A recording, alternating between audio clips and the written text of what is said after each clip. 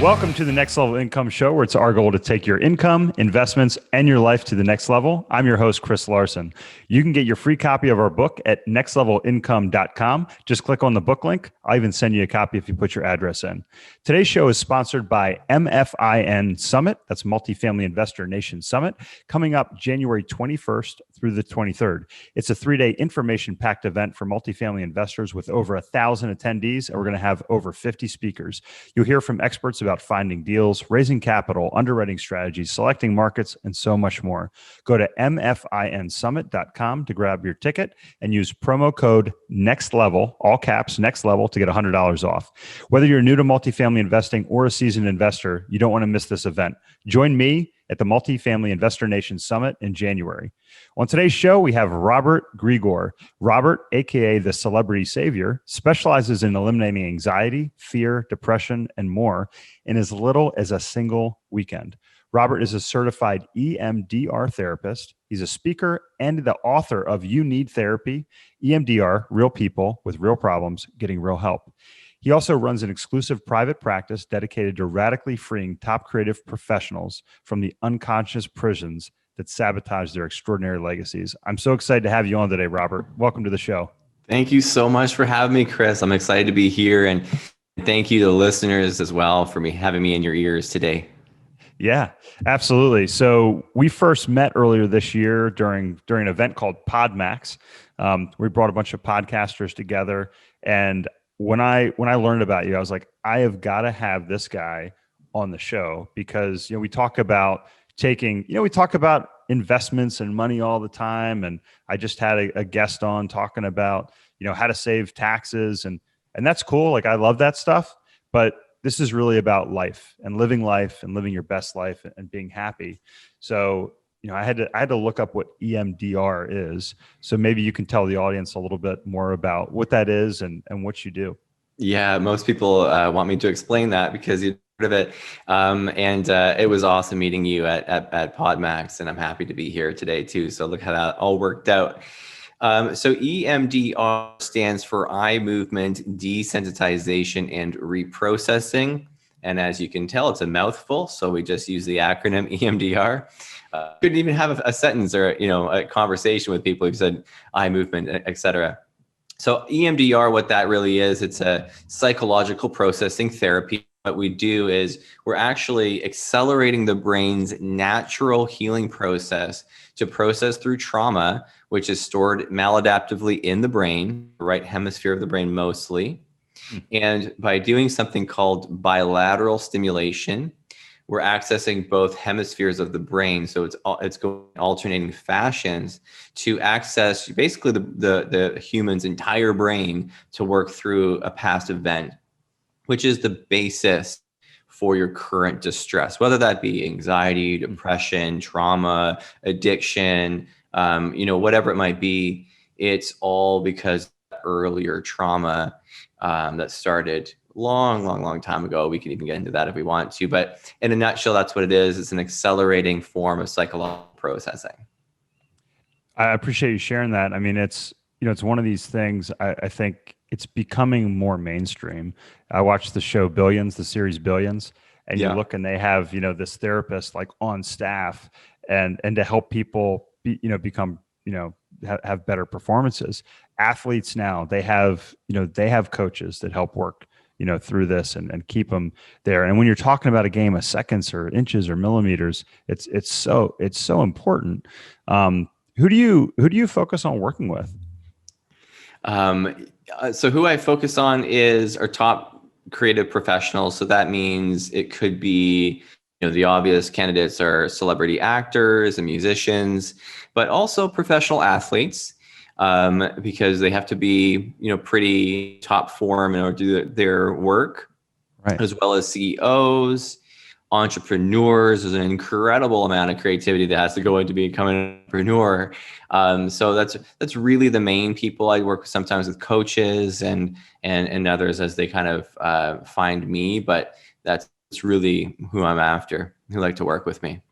No, I love it. I'm part of a group called Strategic Coach, and the coach in the group that we meet every quarter, he says, life is an energy game and business is an energy game. And it really it was like that light bulb moment where it's like, if you don't bring your A game, every day, you're not going to succeed. And then they said, you don't have to be on top every day. And they talked about how business and entrepreneurs are like athletes. And it's just so cool. I mean, and you just said it, right? You're hitting all these people, actors. I didn't even think about it, but they got to be so on, I'm sure. So yeah, you really have to be dialed in that top form or else you can't perform, right? Yeah. So I guess, Robert, tell me why did you go into this field? Why, like what led you in this field? I think like I don't need this therapy because you said right brain. I'm all left brain. Like I'm a numbers guy. I'm an engineer. I'm just kidding, but I think, like you said, everybody needs therapy. But so how did you come to this? Because it's, for me, a numbers guy that likes to stare at spreadsheets and crunch and process. This is fascinating. Cool. I appreciate that. And there's like 50% of the population that are like, right, they're mostly left brain. But that just means kind of your default, your more dominant side, you're more analytical, logical. I'm definitely more right brain. So there's really two journeys. One journey is how I found EMDR, and then one journey is how I found psychotherapy. And to kind of, the psychotherapy part is important because when I was growing up, I didn't know I wanted to be a therapist. I just wanted to be creative. I just had a natural flair for art, and I expressed myself that way. And actually, the messaging that I got from my parents was, "Hey, Robert, you can do anything that you want, but it has to pay the bills." Right. Right? Yeah. And, sure. Musicians don't make a lot of money unless you become, world famous. And, actors, it's really hard to get that kind of a job. So, you best go into, medical field, like my father's a doctor, or my cousins who are lawyers, a good handful of them. And, but, that was really based on my parents' scarcity mindset. I love them to death, right? And they have obviously the right intentions for me, and they want, my health and happiness, but they were unconsciously squashing my creativity. So I actually went the complete other direction, as a lot of kids do. I doubled down in my creative endeavors. So I got my outlets with, painting and drawing. I used to do comic books, and Cool. yeah, and really that was my only outlet emotionally, because I didn't have a lot of guidance of what to do with my emotions. So I was just struggling all the time. And I've been suffering with anxiety and depression and addictions far before I even knew what they were. And I was able to kind of cope through that stuff was with my art. And that was really the first thing that helped me with it. I didn't even really know what was going on, though, because to really get it. I ended up finding psychotherapy as a total whim. Like I went into my undergrad following my best friend because I was afraid of school, and I wasn't doing very good in my high school, by the way. My grades were not great. Like maybe one A minus, maybe a couple B's and stuff. But I ended up going into graphic communication management, which is essentially how to run a printing press, which is all but a dead field now. So I dodged a bullet there. Yeah. And then I ended up finding philosophy as my entry point into psychology, because I was always a deep thinker, and I was always asking those existential questions. Why am I here? What is this all about? Why do I exist in a world where I experience suffering, because that's what I was experiencing all the time, versus why is life, could there be another reality where there was no such thing as suffering? And so I was holding these pretty complex thoughts for a young person to have in their brain, and because I wanted to help myself, I needed to figure out what's the point of why am I suffering. And then I ended up finding EMDR because as I went into psychotherapy, I found that talk therapy it was helpful to some degree, but it wasn't getting the results that my clients needed per se. That it was like trying to take down a redwood tree with a spoon. It was working, but it wasn't going as fast as possible. Yeah. So on a whim, I went to a training for EMDR, and I almost left before first lunch break because I thought it was total hogwash. It was just ridiculous that, somebody can wave their hand in front of somebody's face and all of a sudden they're feeling better. That's crazy. So it sounds crazy. I almost left. And I thought, Robert, you're spending $2,000 or whatever for the training. Like, you just get your money's worth, get the credits for your college. They need to see it. Like, just whatever, just sit there. And thank God I did it, because the research study after case study after story from my trainer, I started to, sounding like it makes sense now, and there's 30 plus years of research behind it. Okay, I guess I'll try it. I tried it on my clients, and it worked. It shortened 2 years of therapy for one of my clients.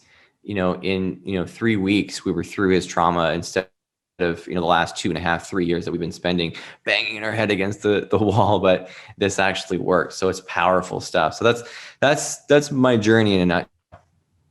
No, I love it. And I mean, I've been on a couple other podcasts I've guests on, and we've talked about my experience. So listen, I like to say that effed up is normal.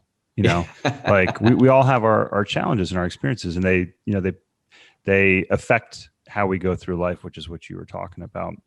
Yeah. And, I sought out therapy earlier in my life, kind of dealing with the loss of my father, my best friend, and then ultimately my mother, and some different things. And I realized that I was sabotaging, some relationships that I was having, and it helped me kind of come to a realization of what I could focus on. And that was traditional therapy.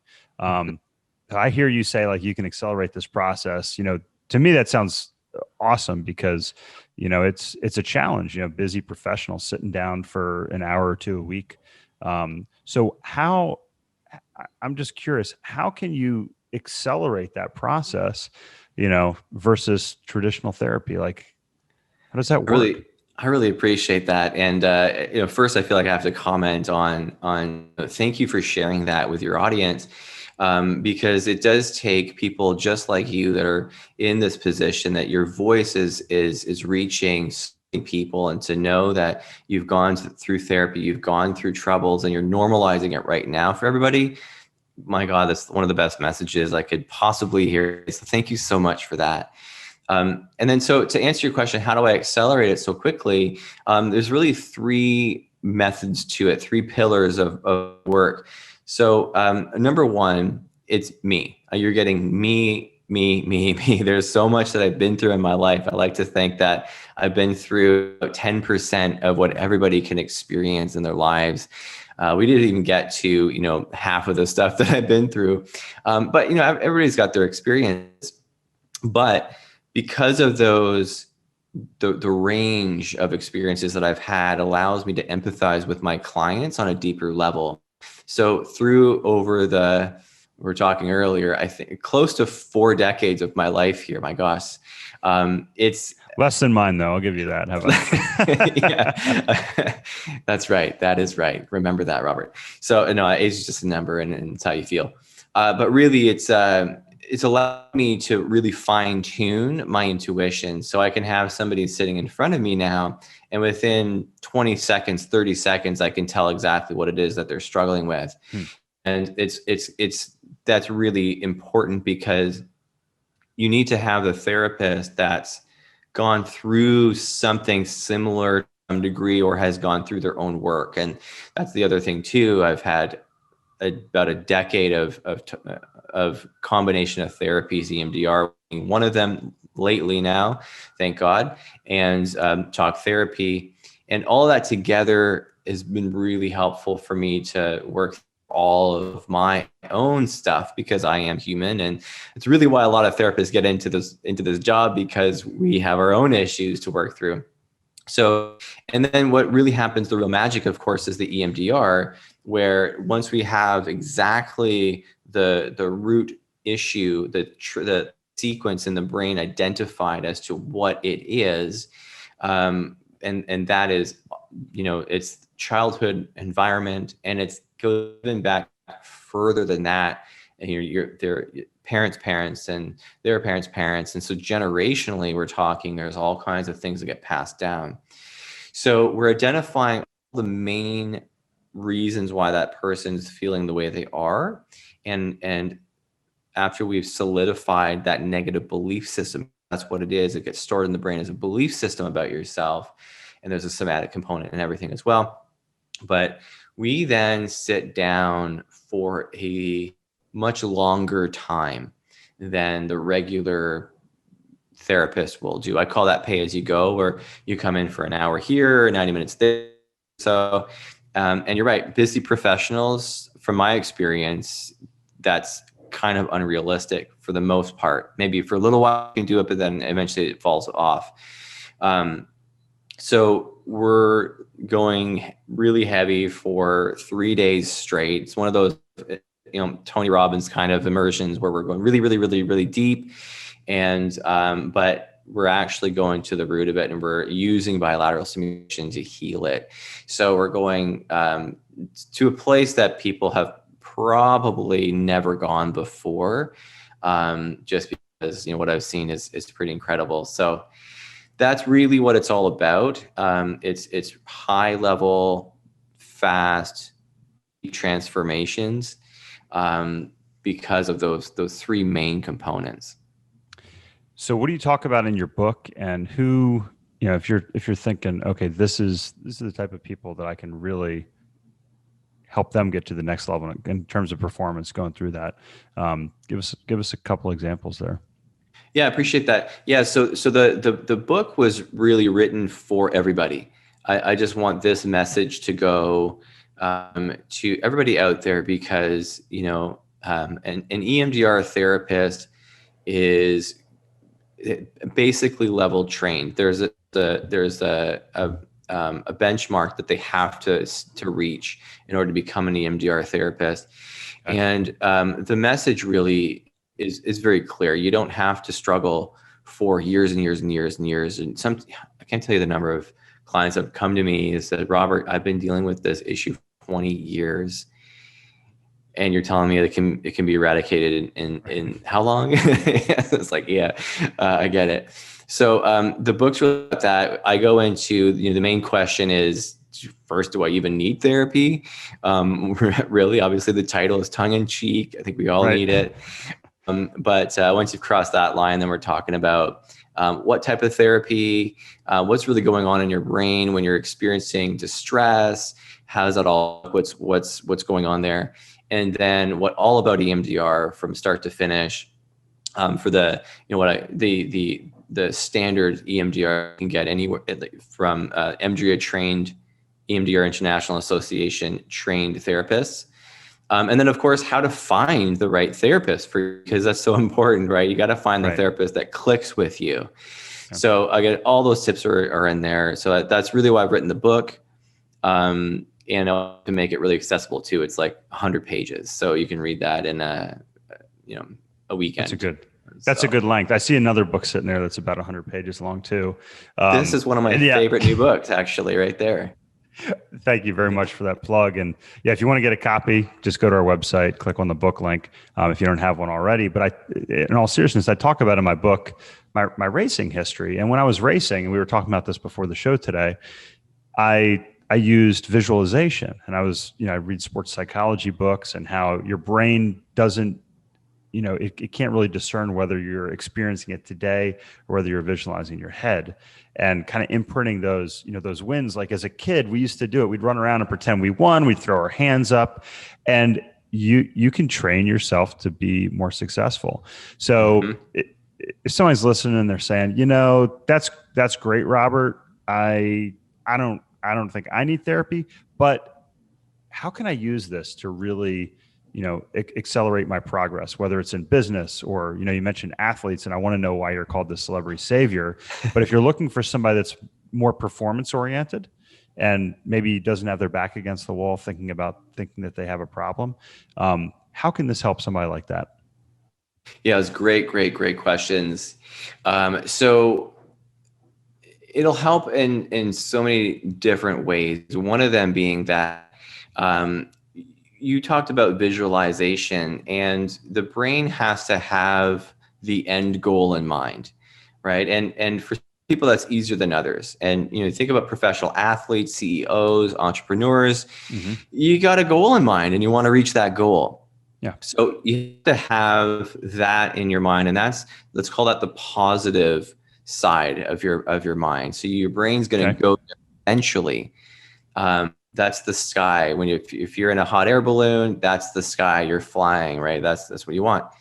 But if you don't cut those bags that are holding that hot air balloon, right, you're going to go a lot slower and you're going to struggle a lot harder because you're having so much resistance, friction. So there's a negative side from that positive goal, positive belief that's attached to it, meaning maybe I am good enough, or I am successful, whatever that means to you, or worthy of love or respect, whatever that might be. There's a negative side that goes along with that. Everybody's heard of, or maybe I shouldn't say everybody's heard of it, but everybody has an inner critic in the back of their mind that always doubts them.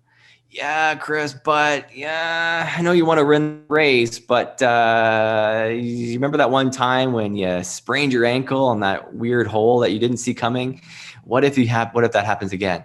So we've all got that kind of that mindset. There's that, and that is not something that just magically appears overnight, although it can feel that way. And this is one of the catches, right? People have had a lot of success. Sometimes they come to see me and they're like, out of nowhere, I can't perform, I can't function. You've heard of the yips, right? When talking sports, like all of a sudden Tiger Woods can't make a putt.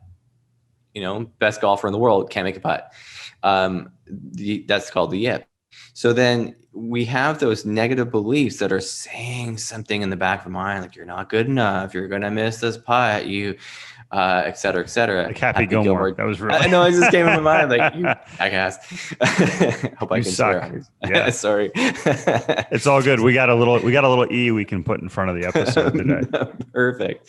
Good stuff. So, the point I want to make is that if you don't eliminate those negative beliefs, then you're going to end up struggling. You have to work 10 times as hard to get to that finish line.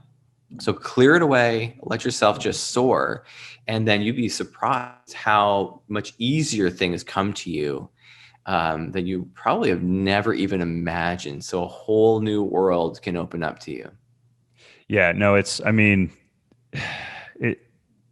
hard unless you've gone through it to really see that and see the positive shift. And again, when you go through these things in your life, and then when you are able to navigate through those and get through the other side. I mean, one of the statistics I thought was interesting.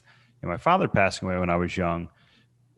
Children that have lost a parent, they tend to be more successful because they have this finite idea of time. But it can also be unhealthy, and there's all these little things that are interrelated. So I find it fascinating. And if you're listening, you're struggling with something, or you're looking to get to the next level, I encourage you, take a look at Robert's book, look through it. Again, I can tell you from personal experience, having gone through some of this process, you deserve it. And you can get through that other side. So,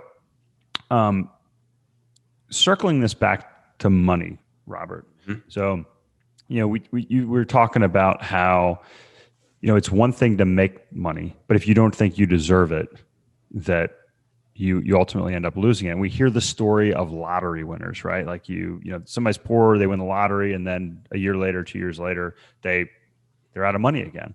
So what is that tied to, and how is that important for somebody that's going out there and doing that? You call it your money story, right? Yeah, absolutely. And obviously there's a strategy, right? And somebody like Chris can help you with, the strategizing of what to do with that money, how to invest it. Like, that's We're not talking about that right now. That's important, but there's a mindset around money, the story of what we've been told about money. If you win the lottery, and that's going to help you, maybe you got a debt or something like that, and obviously that's a positive thing. You don't want to be in debt or whatever, because that really sucks. But there may be a belief like, maybe money's evil. Mm-hmm. If I have money, then other people are not going to have money. And I love this world. I want people to be happy. So but all that's going on underneath. For me, my money story was, you have to work hard. You have to struggle for money, not just working hard, but struggling, and you'll never have a lot. You're always going to be suffering and struggling. This comes from, my parents and their parents. My grandmother on my father's side, Romanian. So she had 3 kids, I think. And she had to what's the word I'm thinking of? Scrounge. Yeah, scrounge the ditches. She had to walk around, all day long in the heat, in these ditches, looking for bottles that she can recycle, so that she could feed her family. And so when you're growing up in an environment like that, when literally every cent means, the difference between eating that day or not, you're going to have a very different perspective of money. Yeah. And you're going to, I'm sure she came home some days and said, oh gosh, this is really hard. Or, we don't have very much today, or we're going to have to go without, or something like that must have happened, because, well, it motivated, my father and my uncle and all that, where, one's a doctor, the other's a lawyer. It motivated, but they still had the belief system. And even though you're in a great position in society, or you win the lottery, if you're not programmed to maximize that, to grow it, to see money as something else that it could be seen, like a tool, a lever that you can pull, that you can access something else and grow it, instead of trying to hang on to it, because you have this scarcity mind, like it's going to go away and it's never going to come back again, and then I have to struggle. It's so hard to live life that way when there's a whole nother possible reality out there. So that's really what the money story is all about. When I think about it, that this is, what's the stories that you've been told growing up? And I encourage you to think about that, and think about, what did your parents tell you about money? How about their parents? Where are they coming from? War. If they're a product of Great our environment, war. Yeah. You talk exactly. So, there's a lot that goes into it, but it's really, what are the negative beliefs that come up for you when you think about money?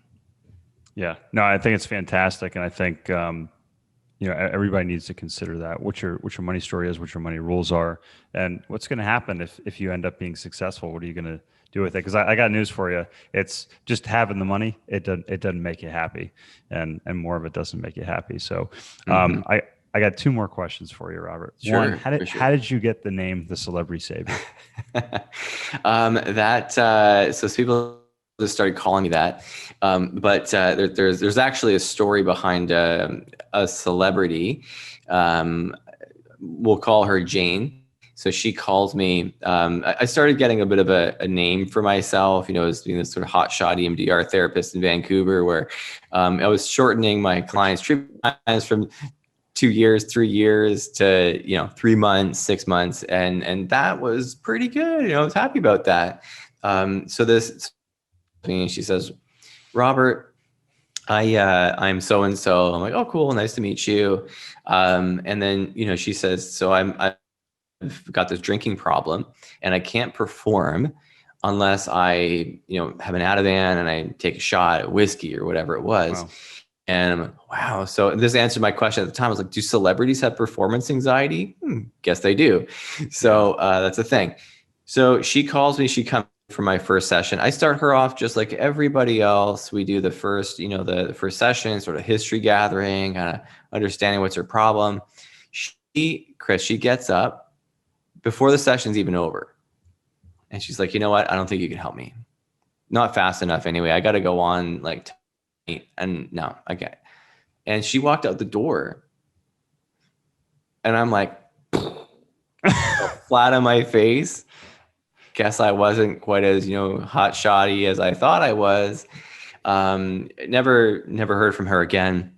But thanks to her, it lit a fire under my behind.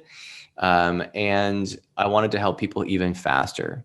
So a celebrity that needs me right now can come in and boom, you can clear the issue, and then you can go and perform. Like, that is such a huge gift of doing that for people. So that's one of the reasons why I'm called celebrity savior, because, these high-level professionals, these creative professionals, they struggle just like everybody else, even though some of their issues are a little bit different. Like, what do you do when you're born into a legacy, a family fortune? That's a different kind of reality than a lot of other people deal with. So the other reason is really a mission that, I look at celebrities like are real leaders. Politicians are important, yes, but the people that I think really influence our culture are our celebrities. How about that? And yeah, we follow them. They say, buy this car, I want that car. I want this, I'm going to do it. So that's really important. And over the last decade, from my count, there's been over 150 celebrity suicides. Wow. Yeah. And oftentimes, like, yeah, they've been dealing with depression, but he was doing fine. He was making great music, making good money. Yeah. Yeah, but like you mentioned earlier, money it's not happiness, right? So yeah, part of a mission now. So that's all about the celebrity savior part. Yeah. Well, look, again, I can't thank you enough for being on the show today. If you want to check out Robert's book, if you want to learn more about EMDR, how to get in touch with them, what's the best way to get a hold of you, Robert? You can write to my website. That's the easiest way, grigorecounseling.com, and everything you need's on there. Awesome. We're going to link that to the show notes. And my last question, I told you I had 2 left. If you can go back to your 25-year-old self and give yourself some advice, what would it be? Oh, everything in Google. Invest, man. Do it. Why do you say that? Really, bet everything on Google. That's a good one. Yeah. Another funny story. I had a registered education savings plan. I think it was like 15 grand or something like that, in maybe 20 grand. And obviously it was for school, but it was there. I actually, I think at that time I had changed my major anyway. So I knew nothing at all about investing, like zero, except that you want to buy low and sell high. That's all I knew.